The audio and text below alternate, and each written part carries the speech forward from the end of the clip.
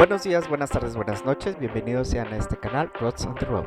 Aquí les estaré explicando lo que viene siendo la carretera libre de Guadalajara a Puerto Vallarta o viceversa. Empecemos. En esta ruta solo se cruza por el estado de Jalisco. Se atraviesan varios municipios así como ejidos. La ruta está dividida en 4 partes: Guadalajara a Entronque Ameca a Ameca, Ameca a Mascota y Mascota a Puerto Vallarta. Parte 1. Guadalajara Entronque Ameca. Es la ruta que atraviesa la zona metropolitana de Guadalajara y es la salida a destinos como Tequila, Tepic, Mazatlán, Puerto Vallarta, entre otros. Es una carretera de tipo ET4, esto quiere decir que circulan todo tipo de transporte, incluyendo transporte pesado como trailers, hay barreras de protección, acotamiento, restaurantes y muchas opciones de gasolineras. Parte 2. Entronque Ameca a Ameca. En el entronque Ameca deberás tomar la carretera a Ameca, el cual es la ruta federal 70 y es de tipo B4, lo que significa que circulan 2 carriles por cada sentido. Te tomará aproximadamente 41 minutos en recorrer. Aquí hay barreras centrales, como podrás ver, hay acotamiento, no hay áreas de descanso tal cual, pero pudieras descansar en el estacionamiento de alguna gasolinera. No hay hoteles al costado del camino, hay guardia nacional circulando, así como policía municipal.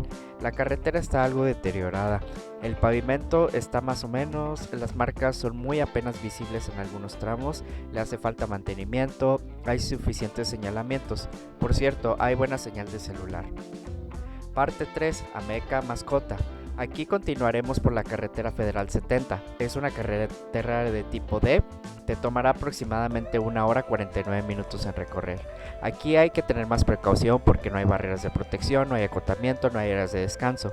Las únicas áreas donde puedes descansar son pequeñas áreas de terreno donde te puedes detener y descansar un poco, como es la que muestro aquí en el video. Al tomar las curvas, sobre todo las curvas peligrosas, los arbustos nos bloquean la visibilidad, entonces sí hay que extremar mucha precaución al tomar estas curvas y no confiarse de que nadie venga por el sentido contrario.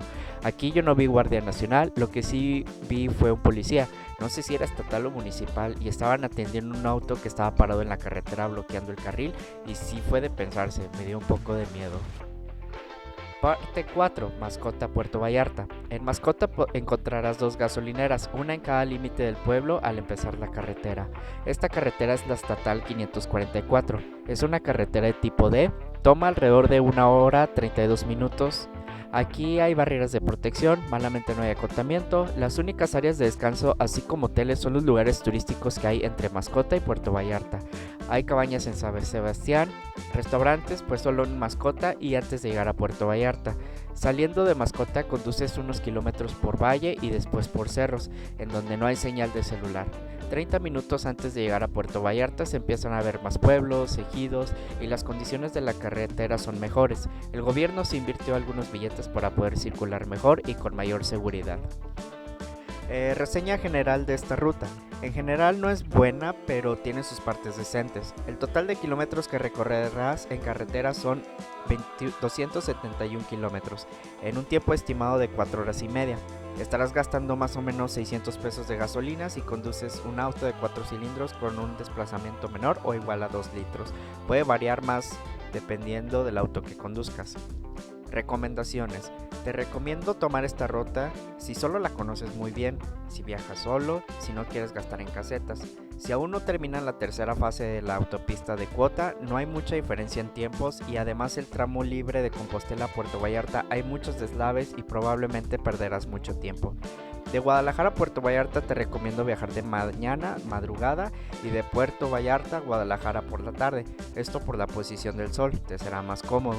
No te recomiendo tomar esta ruta si al momento de ver esta reseña ya está terminada la tercera fase de la autopista de cuota. La autopista va a valer mucho la pena, va a ahorrarte mucho tiempo, pero necesita tener las 3 fases terminadas. Si vas a viajar con familia, trata de evitar esta ruta. Al año 2021 Jalisco se considera una zona muy caliente, es peligrosa, no arriesgues a tu familia.